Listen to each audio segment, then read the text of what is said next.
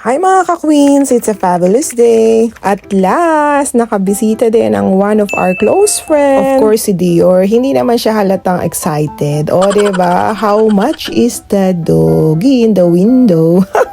Alam nyo naman mga ka-queen, si Dior super happy yan kapag may bisita. At last, Panaligan families in the house. There you go. O, diba? Talaga namang todo welcome si Dior at talaga namang dila for more. Talaga napapatulak na si Kuya Marlo sa kakulitan ni Dior. Sorry naman guys. Naisipan na lang namin sila imbitahin for today kasi nga most of the time, yung mga kapatid ni Kuya Marlo, nag-get together sila ng Noche Buena. But there you go. I'm so thankful. Talaga namang dala-dala nila ang mahiwagang barbecue. There you go. That's barbecue from Al's Kitchen from Saskatoon. Thank you so much. Talaga namang super sarap at malinamnam ang kanilang barbecue. Talaga namang highly recommended ko ito sa inyo. Alam kong may pagkamahiyain si Shine, but there you go. Alam kong excited niya nang mabuksan ang kanyang Christmas gift. Siyempre meron siyang Mickey Mouse chocolate dyan. And sabi ko, wag mong kalimutan yung nasa loob. Yan ang pinaka-best part.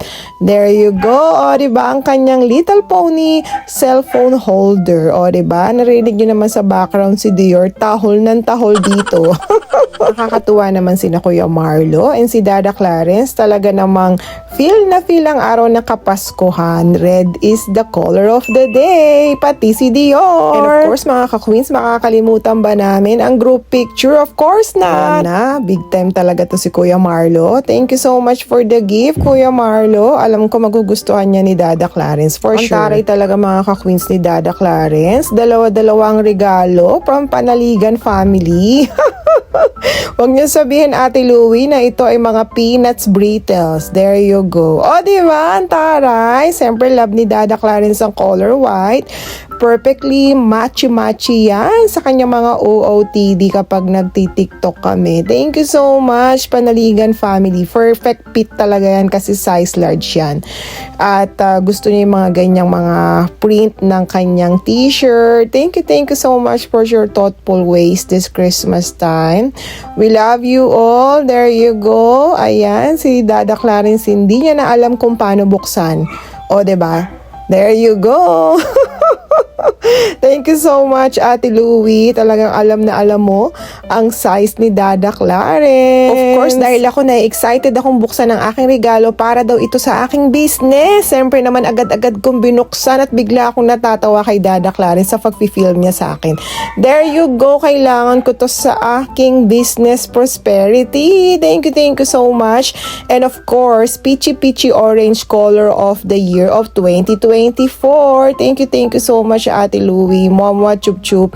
Alam na alam mo talaga na ito ang aking signs para this coming 2024 and also for prosperity ng ating mga negosyo. Pak na paka talaga. You knows what's best for me. I love you, Ate Louie. Thank you so much. And syempre, gusto namin mag-TikTok sana ni Ate Louie pero nagkwentuhan na lang kami at nag-relaxing dyan at ini-explain ko sa kanya yung mga gifts na nakuha ko. Talaga naman yun talagang inaasam ko na makuha.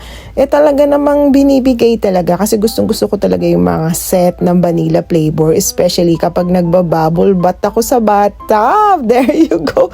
O, diba, hindi ko na alam kung ano yung mga chinichika namin dyan. Ewan ko ba, wala akong mapiling TikTok moves. O, diba, nagtawanan na lang kami sa harapan ng camera. It's so cute. I don't know why she's like that. Yeah, I don't know why that's people's like that. That's when she was younger. Oh wow, really talking. Yeah, soaking and stuff. And 5 years old, talkative. And then when they grow up like that.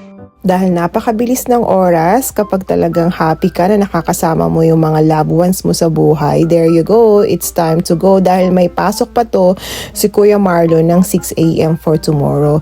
Thank you so much, Panaligan family, Kuya Marlo, Shine, and of course, Ate Louie Panaligan.